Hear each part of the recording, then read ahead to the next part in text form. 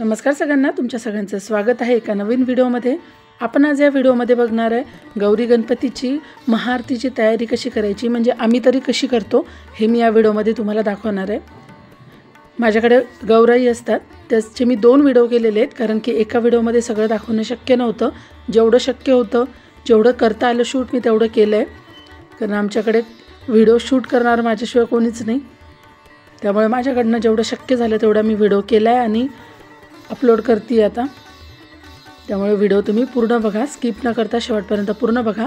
हे आदल्या दिवशी म्हणजे ज्येष्ठ गौरी ज्या दिवशी बसतात, आवाहन असतं ज्येष्ठ गौरीचं, त्या दिवशी बघा हे महालक्ष्म्या आपल्या पूर्ण आम्ही ताटामध्ये घेतल्यात, परातीमध्ये, आणि तुळशीपासून आपल्या देवघरापर्यंत ह्या महालक्ष्म्या मिरवत आणायच्या असतात।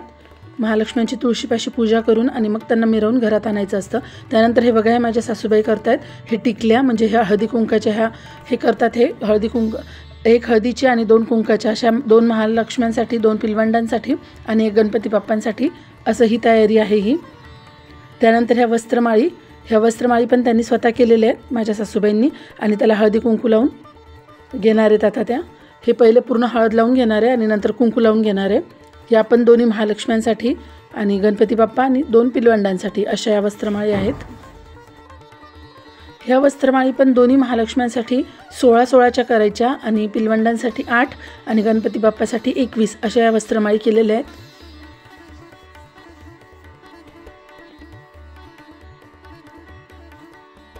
गौरी गणपती घरी असले की घरातलं वातावरण पण खूप छान प्रसन्न असतं आणि खूप छान वाटतं घरामध्ये। ह्या व्हिडिओमध्ये मी तुम्हाला आरतीच्या आधी आम्ही तयारी कशी करून घेतो हे फक्त दाखवलेलं आहे, आणि पुढच्या व्हिडिओमध्ये पूर्ण तुम्हाला पूजाविधी बघायला मिळणार आहे, त्यामुळे पुढचा पण पार्ट नक्की बघा। हे बघा ह्या वस्त्रमाळी त्यांच्या रंगवून झालेल्या आहेत, हळदी कुंकू लावून घेतलेलं आहे वस्त्रमाळींना।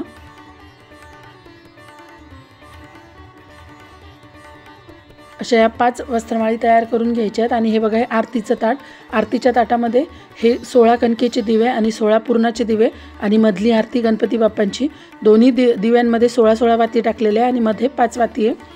हे इकडे बघा ते जे हळदी कुंकाचं करून घेतलं, आणि हे जे आहे हे पवते आहेत, हे पवते पण माझ्या सासूबाईंनी घरी कापसाचा दोरा काढून तयार केलेले आहेत। आणि या वस्त्रमाळी असं आमचं हे आरतीचं ताट तयार झालेलं आहे।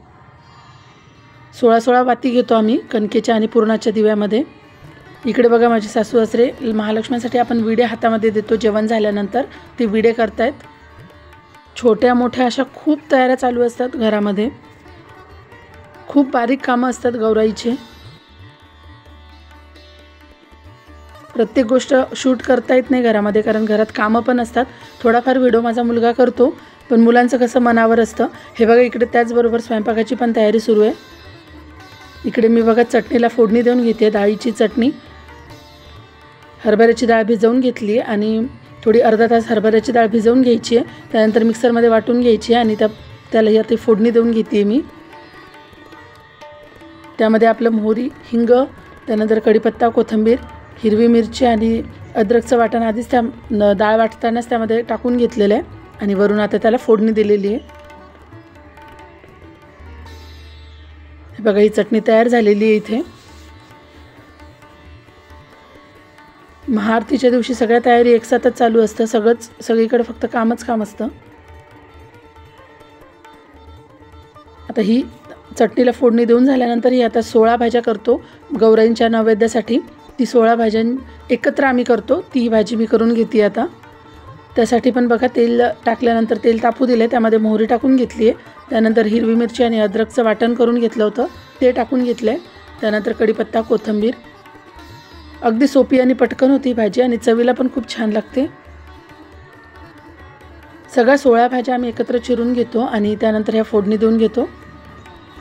फक्त कारले आणि आंबाड्याची एक वेगळी भाजी पण आम्ही करतो, त्यामध्ये हळद, तिखट टाकून घेतलं आहे, ते परतून घ्यायचं आहे थोडं, आणि त्यानंतर बघा ह्या सगळ्या भाज्या ह्या टाकून घ्यायच्या आहेत।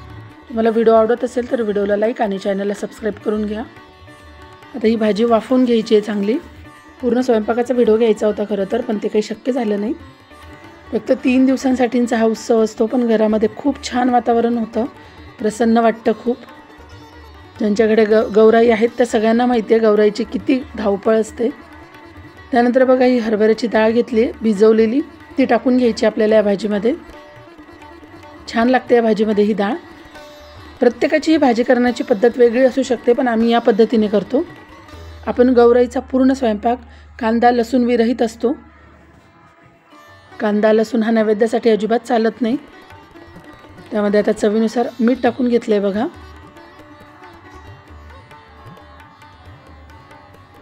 आणि झाकण ठेवून आता याला आपल्याला वाफवून घ्यायचे। सगळ्याच भाज्यांची एकत्र चव खूप छान भाजी लागते ही। छान भाजी वाफवलेली, यामध्ये थोडंसं दाण्याचं कूट पण टाकलं होतं, पण ते व्हिडिओ करायचा राहिला। इकडे बघा माझ्या सासूबाई पुरणाच्या पोळ्या पण करतायत। खूप छान पुरणाच्या पोळ्या करतात त्या। महालक्ष्मीचे हे 3 दिवस घरात खूप काम असतं आणि त्यातून महाआरतीच्या दिवशी तर पूर्ण दिवस कामात जातो। सगळंच काम असतं त्या दिवशी। आमच्या गौराई ह्या संध्याकाळी जेवतात। काही काही ठिकाणी दुपारचा नैवेद्य असतो।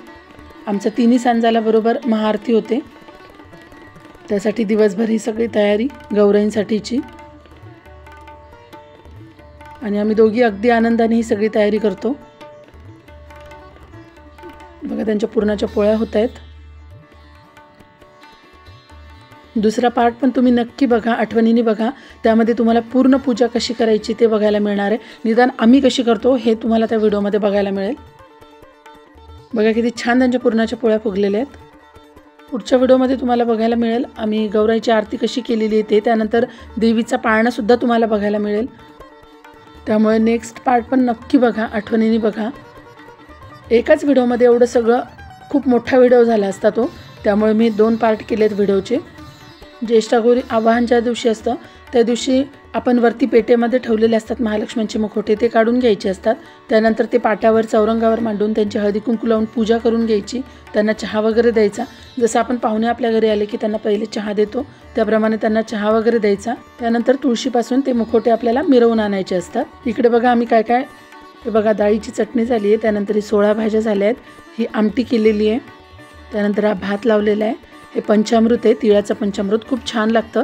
ही कारले आणि आंबाड्याची भाजी एकत्र, कुरड्या पापड्या भजे आणि आळूच्या वड्या, त्यानंतर पुरणाच्या पोळ्या साध्या पोळ्या, त्यानंतर कढी आहे, कढी गेलेली आहे ही, आणि आपलं साधं वरण। आणि नैवेद्यासाठी उपसा वेगळा काढलेला आहे।